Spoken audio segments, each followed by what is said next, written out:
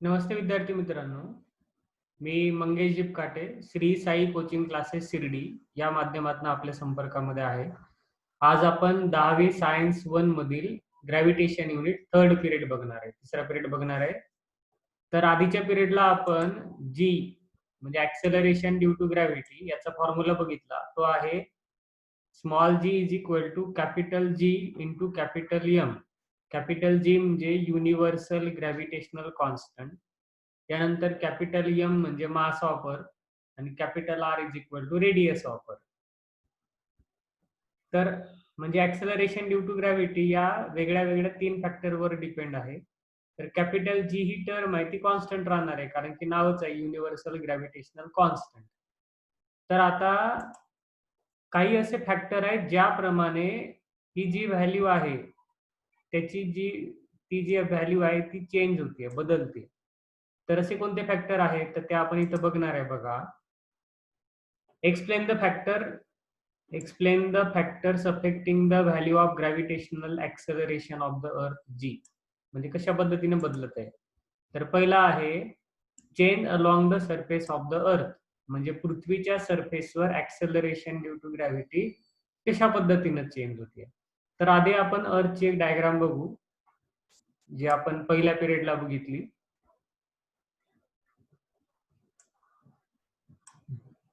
तर ही जी डायग्राम आहे यामध्ये समजा ही अर्थ आहे. तर इथं हा टॉप पोझिशन आणि हे बॉटम. तर वरती याला आपण म्हणतो नॉर्थ पोल आणि खाली जो आहे त्याला आपण म्हणतो साऊथ पोल. त्यानंतर इथनं जर का आपण असं सर्कल काढलं तर त्याला जो सर्कम्फरन्स आपल्याला मिळणार आहे त्याला आपण इक्वेटर म्हणतो. म्हणजे इकडे पोल नॉर्थ पोल आणि खाली साऊथ पोल आणि इथनं आपण जे सर्कम्फरन्स काढतो त्याला इक्वेटर म्हणतो. तर हे आता आपल्याला लागणार आहे स्टडी करताना. बघा आता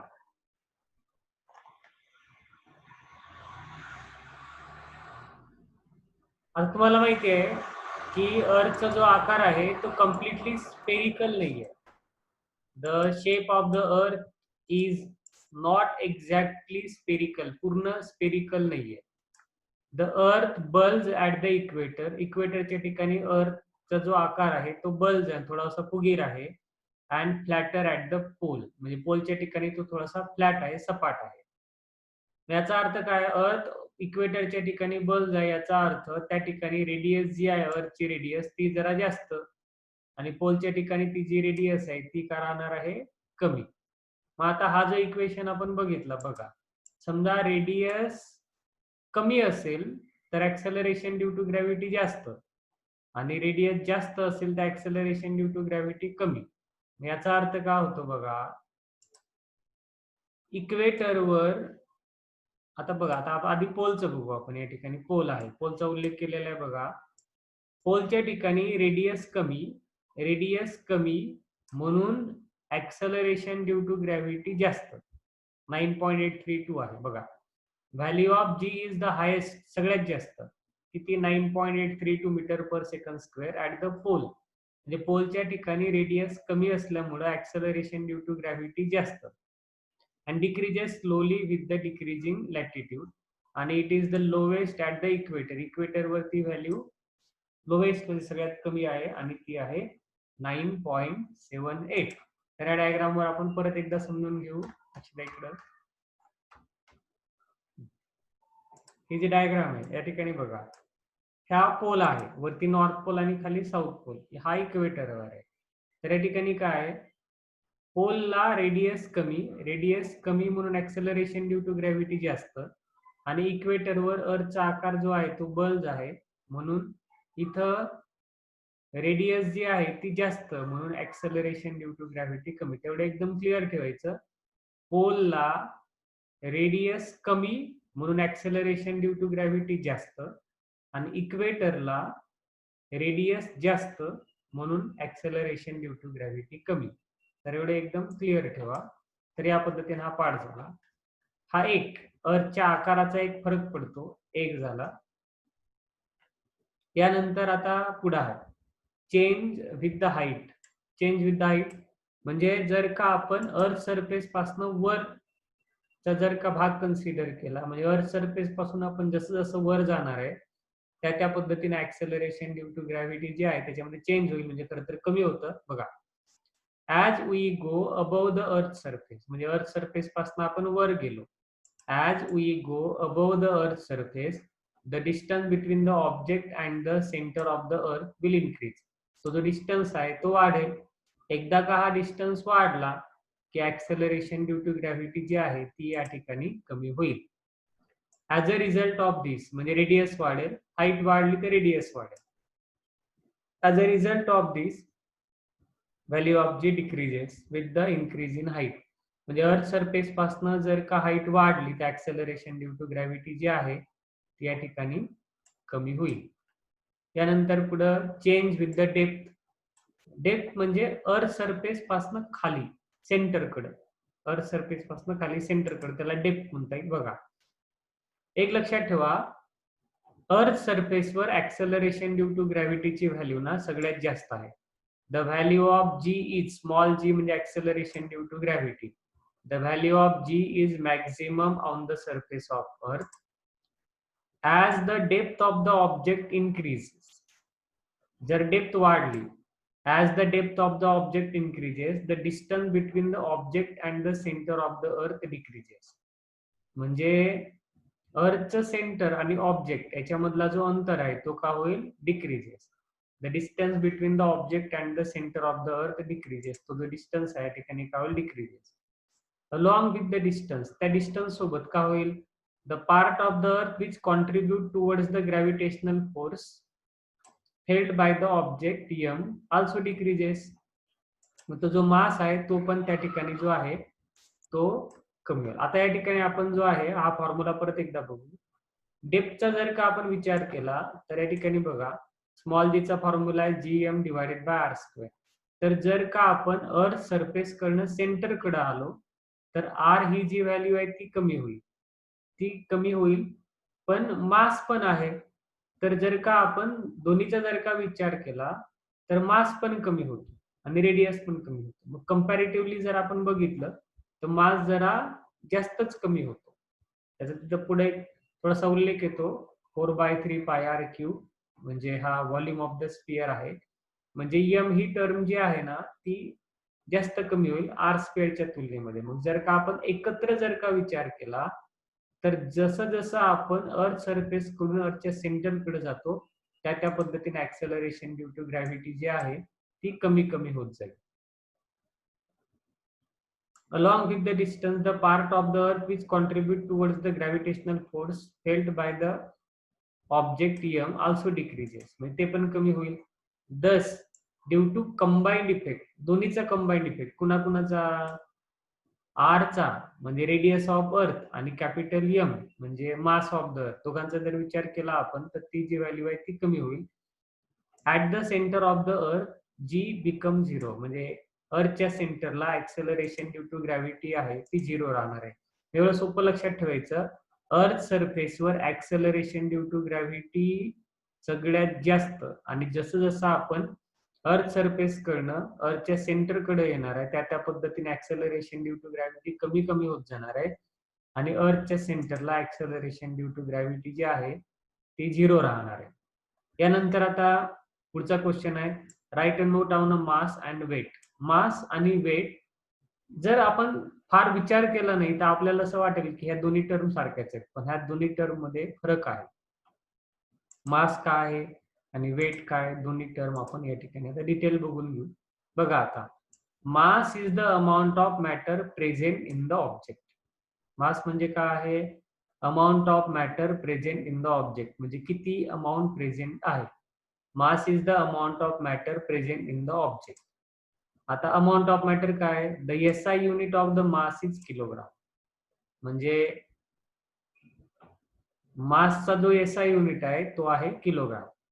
त्यानंतर मास is a scalar quantity. Scalar quantity म्हणजे तुम्हाला माहिती आहे की अशी जी क्वांटिटी ज्याला फक्त मॅग्निट्यूड आहे, डायरेक्शनची गरज नाही, त्याला आपण स्केलर क्वांटिटी म्हणतो. आता मास ही काय आहे, scalar quantity. Mass is a scalar quantity. Its value is same everywhere. मासची ही जी व्हॅल्यू आहे ती सगळ्या ठिकाणी सारखीच. Its value, mass is same everywhere. कुठेही तुम्ही कन्सिडर करा, मास तेवढंच राहणार आहे, त्याच्यामध्ये बदल होणार नाही.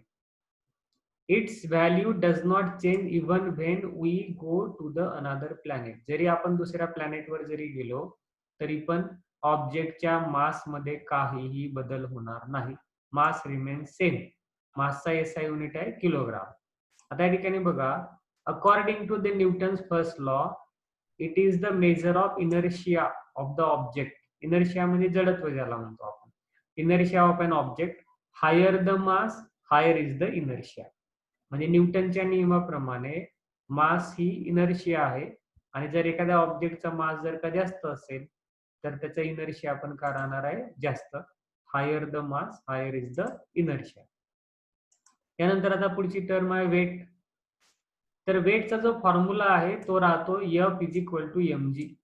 mg म्हणजे m तर आहे, मास तर आहे, पण त्याच्यासोबत ऍक्सेलरेशन ड्यू टू ग्रॅव्हिटी पण राहणार आहे. बघा, the weight of an object is defined as the force with which the earth attract the object. काय तर बघा definition, the weight of an object, weight काय is defined as the force. Force या ठिकाणी म्हणजे जर वेटचा युनिट घ्यायचा झाला आपल्याला तर तो युनिट राहणार आहे न्यूटन, आणि मासचा युनिट आहे किलोग्राम. म्हणजे मास आणि वेट हा टोटली डिफरंट टर्म आहे. बघा आता, the weight of an object is defined as the force with which the earth attract the object. Earth त्या ऑब्जेक्टला आपल्या सेंटरकडे का करेल, अट्रॅक्ट करेल. The force F on an object of mass m on the surface of earth can be written using equation. Force जर का लिहायचं झालं तुम्हाला, weight is equal to force, तर W is equal to F is equal to या ठिकाणी राहणार आहे mg, आणि small g is equal to formula राहणार आहे gm divided by R square. हे इक्वेशन स्मॉल जी चं. Weight being a force, its SI unit is newton. जे वेट आहे, weight being the force, weight force, फोर्सचा unit आहे newton, तर मग वेटचा पण युनिट का राहणार आहे न्यूटनच.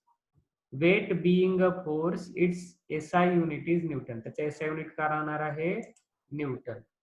Also the weight being the force is a vector quantity and its direction is towards the center of earth. Force ही जी क्वांटिटी आहे ती वेक्टर क्वांटिटी आहे, म्हणजे ज्याला मॅग्निट्यूड पण आहे आणि काय परत पुढं डायरेक्शन पण आहे. तर ते कुणाकडे राहणार आहे, direction towards the centre of the earth. Direction जी आहे ती कुणाकडे राहणार आहे, towards the centre of the earth. As the value of g, बघा मास जो राहतो ना तो कॉन्स्टंट राहतो. मास मध्ये कुठेही जरी तुम्ही गेलं तरी बदल होत नाही. बदल होतो जी मध्ये, ऍक्सेलरेशन ड्यू टू ग्रॅव्हिटी मध्ये. आता डब्ल्यू चा फॉर्म्युला mg, मग आता जी बदलला म्हणजे डब्ल्यू पण बदलेल. As the value of g is not same everywhere, the weight of an object changes from place to place. Weight जो आहे तो प्लेस टू प्लेस का होईल, चेंज होईल.